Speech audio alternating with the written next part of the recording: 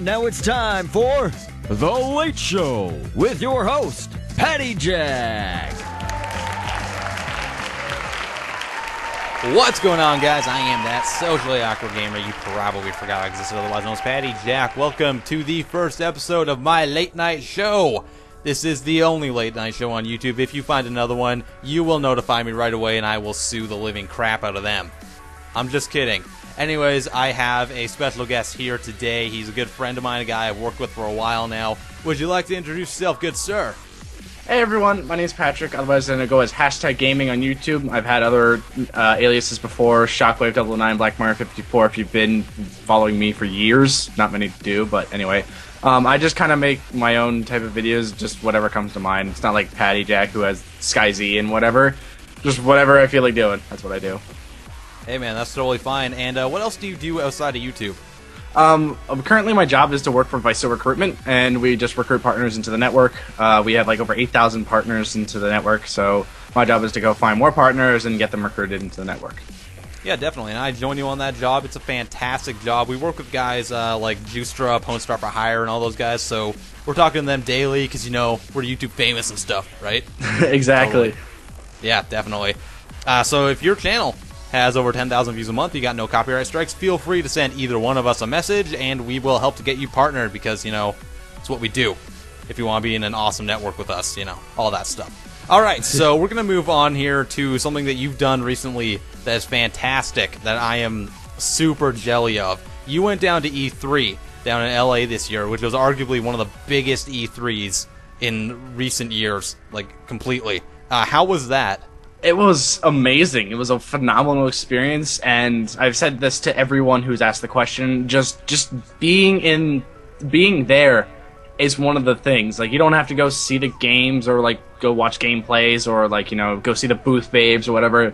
Just being there at E3 is an experience alone, just because of the sheer massiveness of some of the booths. I mean, like one of the EA had a booth right in front of one of the halls, and they had like a 4x4 panel of computer monitors watching the Battlefield 4 like the gameplay that people were playing at the booth, and it was just some of the setups like that were just incredible to see. Yeah, that sounds fantastic. Like you were probably there for one of the biggest E3s in the last 10 years. You know, you had all the new consoles announced and everything. Like, how was the place feeling? Was it like really buzzing from all like the new games coming out, the new consoles and all that stuff? I guess in a news perspective, it was really buzzing because, like as you said, there's like the new consoles, you got the new games like Watch Dogs, Black Flag, Origins, or Arkham Origins. Like, you got all these big titles coming out, and then you got, of course, the consoles, like I said before. And it's just, news is everywhere. There was constant stuff being pumped out for E3, but in terms of, like, I guess the crowd that was there, it was really actually not that crowded. Most lines you could get in and out for demos within 20 minutes. It was incredible. I mean, I did Beyond Two Souls, and Elefanta, and I got in to the line and got up and ready to play the game within 5-10 minutes, and it was like a 10-minute, 15-minute demo. So we like just in and out easily. The only one I had to wait for was Watch Dogs, which was like 2 hours, but I didn't get to go inside. Yeah, definitely. So you went down there with a lot of the guys from Necessary Gaming. Did you get like any interviews in? Like what was the type of things that you guys got to interview, if anything? We did a couple interviews actually. We had 3 separate interviews. Technically one of them wasn't an interview. It was just like we got a press sticker. It actually was a sticker, and we just got to go to the line ahead of time so we can jump in, get some notes on whatever we were, you know, watching, and then leave. But the first one we did was Sony Online Entertainment. We did Dragons. I forget the name of this one. Dragons. I want to say Dragon's Prophet, but I feel like someone's already done that one before. Yeah. But it's a dragon game. It's apparently got hundreds of dragons and models, and that's the big point they wanted to drive. Yeah, it's that MMO, right? Yeah, it's the MMO coming out. Yeah, I've heard of that one, but the name completely escapes me too because I don't really follow MMOs. Oh yeah. So how was Sony? How was SOE? Because generally they're pretty like into their fan base, especially like the YouTube community and stuff. You know, when they were doing like all the PlanetSide 2 stuff, they had that entire contest with YouTubers and everything, like leading one of the 3 factions. Like, did they really get that like vibe from you that they were really just friendly towards like the media? Oh yeah, honestly, yeah. We got to the press booth. We just kind of like got there, and then they're immediately just like, oh, you know, what do you want to see? Like, what do you want to do? Here's our like. They left a press kit just like right underneath their table, so you just take a picture of it and go back to your hotel and view it. They were so friendly to us. The guy that was showing us the demo of the Dragons game, again, forget the rest of the name, but he was showing us like the stuff, he was like really helpful, he was enthusiastic. He's like, yeah, really get these people into the game, like tell them like whatever we need to change, we can change. And then we did the DC Universe one for the PS4 coming out, and it was just like, the guy was the same thing. It was just like, oh yeah, this thing's coming out, we've included the DLC already in the game or something like that. Like, they were really friendly to us. Definitely, and that's always good to hear, when developers actually like really care about their fan bases and everything, and like they should be. You hear like some stories all the time of people just kind of blowing off interviewers when they're from like a smaller network like Necessary Gaming. I mean, it's not machinima. They've got 40,000 subscribers, but the fact that they took the time out of their day just to do that is that really makes me just feel good. Yeah, exactly. Yeah, and definitely, I want to talk about like the consoles, the PS4, the Xbox One. Like, what was your vibe from them? Like, which one did you kind of come out of the event feeling a bit more hopeful for? Well, I guess coming out of the event, I was very PS4 because this was before Microsoft, reversed all their stuff. So yeah. Coming out of it, I was very PS4, Wii U kind of guy. I want to go get both of those consoles, but I guess after the PR thing, I'm okay with getting an Xbox One. I still don't probably want to get it, but like I'm okay with it. It's just the fact that like it took them that long to reverse the decision that they stood that firmly on. Kind of, I guess, gets at me because it just shows that they don't really trust their consumers and that they want to control them. Yeah. So, but anyway, it's like the PS4 doesn't really have any of those extra features that they advertise that I don't care about, like the share feature. I just don't have to do it. Like the TV and stuff, that's just like apps, just like it was before. It doesn't have to be part of the system. It's just an app. I can just launch it and go, whatever. So. Yeah, definitely. And there was that bit of controversy when they were on the show floor when they opened up the compartments that were supposed to be housing the Xbox One for the demos, and they opened it up, and it was really just a dev kit. And it was running an NVIDIA graphics card rather than AMD, which is what the Xbox is supposed to be running on. Oh, yeah. It's like...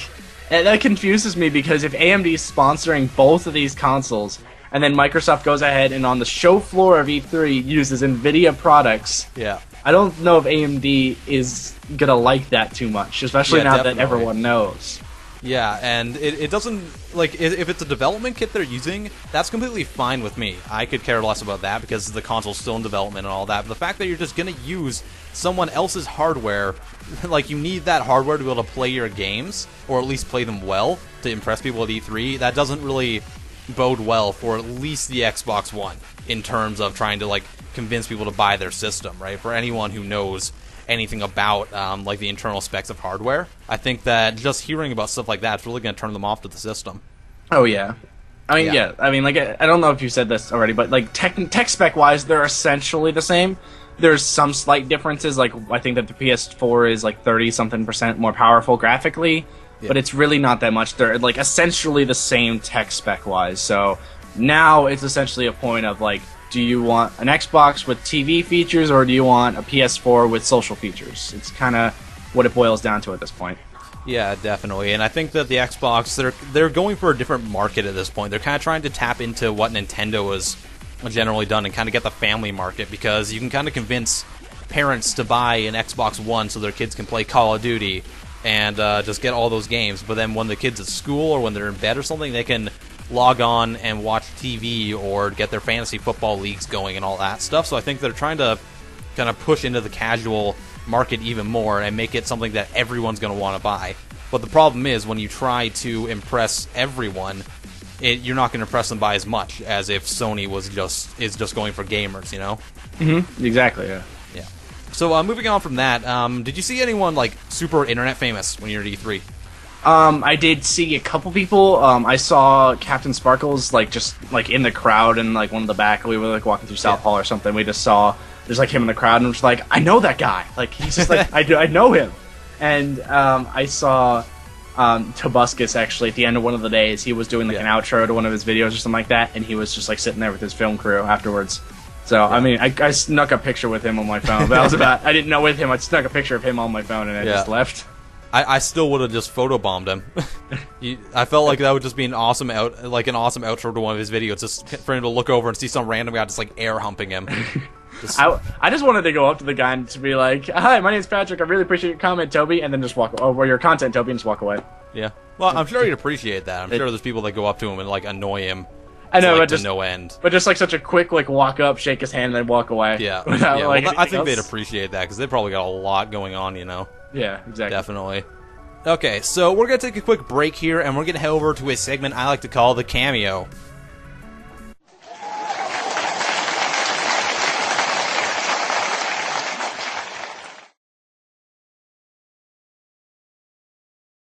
Hi, my name is Bear, and I host a channel called The Hidden Redcoat, and it looks a little something like this. I'm looking for little boy. Fucking cow god. Where's my...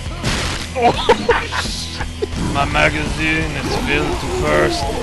Oh, Heath, you lucky shit. I'm gonna fucking beat off everybody. And the Lord did say, son, that feels fuck you, God. Yeah! Fuck you, fuck it, 5 years. Yes, sir. So here at The Hidden Redcoat, we have been doing a lot of videos just for fun. We're a group of people that have put together vids really because we enjoy to do them, and we enjoy gaming with each other as friends. So we're very non-serious. We don't do a lot of very in-depth things, but we do have a lot of fun with what we do. And currently, a majority of my channel is actually doing this game. It's a game called Warframe. It is a third-person action shooter with some RPG elements. And it is free to play right now. You can go get it by going to playwarframe.com. And it's a very entertaining game. Go ahead, give it a go. See what you think. Deeply suggest this game. And if you would like to see some more gameplay of Warframe, please feel free to come over to my channel. And would like to thank the lovely host, IAmPattyJack, for featuring the channel. Have a good one, guys. Enjoy your gaming. Alright guys, and we're back. Now, Hashtagaming. You were at E3, you kind of knew like everything that was going on regarding the Xbox One and everything, and then a couple days later, they've officially come out and pretty much switched around all their policies. What are your thoughts on that? I don't trust them at this point anymore. I've been an Xbox... I don't want to say an Xbox player for a while, but like I have the original, I have the 360, and I've been on Xbox Live for like 5 years, I think, is what my tag says. I don't know. But I've been with them for a while. I didn't buy any Sony products, and like it just the fact that they like did this huge policy to control us and then defend it to death. They were like, we can't do this, whatever, we can't do this, blah blah blah blah, all this stuff, and then to say 3 letters, oh look, Switch was flipped, no big deal. Like, yeah, I'm so confused by that, because you can watch the interviews with Angry Joe, where Major Nelson says, like, or he like, Angry Joe even says, like, oh, there's even that little switch that you guys can flick, and, like, Major Nelson gets, like, almost pissed and says, like, oh, are you in development? Can you do that? Like, he gets so angry about that. Yeah, I do remember seeing that interview, and he was getting, like, really up into his face about it, too, you know? Oh, yeah. Like, I felt he was, like, deliberately trying to kind of get into Joe's personal space and just kind of intimidate him. And Joe's come out and said, like, that totally wasn't what was happening, and like he actually likes the guy, he said in other videos, but to me that's kind of like his last ditch effort to kind of defend the product, because you know he'd obviously been getting so much flack for it in every interview he had done. I wouldn't be surprised of it all. So I just have like, I understand like it's their job, they have to defend these policies whether they like them or not. It's in their job agreement. But it's the same time, like, if it's, like, completely obvious that, like, oh, we can just flick a switch and go off, then you don't need to lie behind it. Don't pull an EA with SimCity servers and do that. Like, customers will not appreciate that, and you will lose customer base no matter what you do at this point. Well, definitely. I think there's a certain point where if you're going to defend all of your policies, like, to the death, as you said, and then just kind of, just one day, just switch them all around, is there a certain point where you might as well just stick with them, or you think it was better in the long run for them to just actually switch everything over? I think they should have... I think, honestly, switching the stuff now was just better, because if they had waited, then the lies could have built up, and it could have been more and more worse. So I think just doing it now and just getting it out of the way is better. But the thing is, like, I'm also confused at them, because at the same time, they did say, "Oh yeah, we can't do this and all this stuff," and then they do it. Like they do flip the switch for us, but at the same time, they're like punishing us for doing that by taking away family sharing plans and stuff like that. So it's like, why? You're punishing us like we're your children. We're just a customer. We're not a child. So don't punish us for getting what we wanted.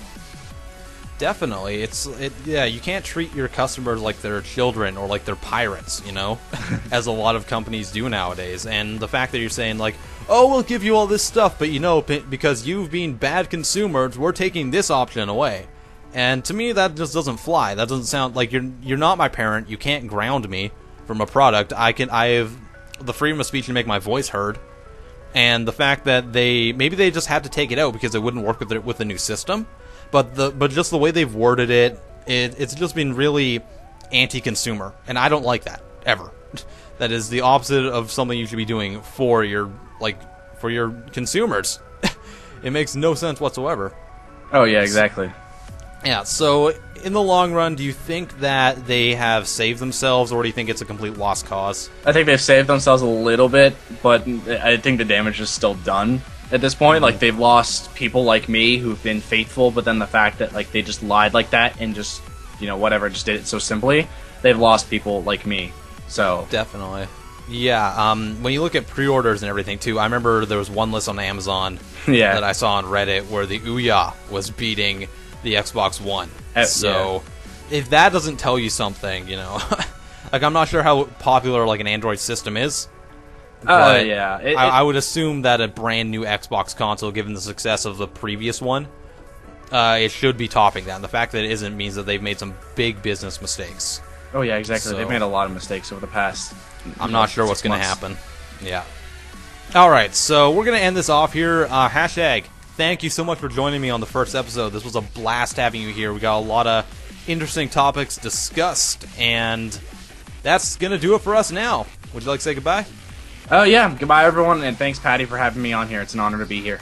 Hey, definitely. I loved having you here, man. So this is the end, unfortunately, of the first episode of the Late Night Show with Patty Jack. I hope you join me for the second one, and we will see you guys next time. Peace off.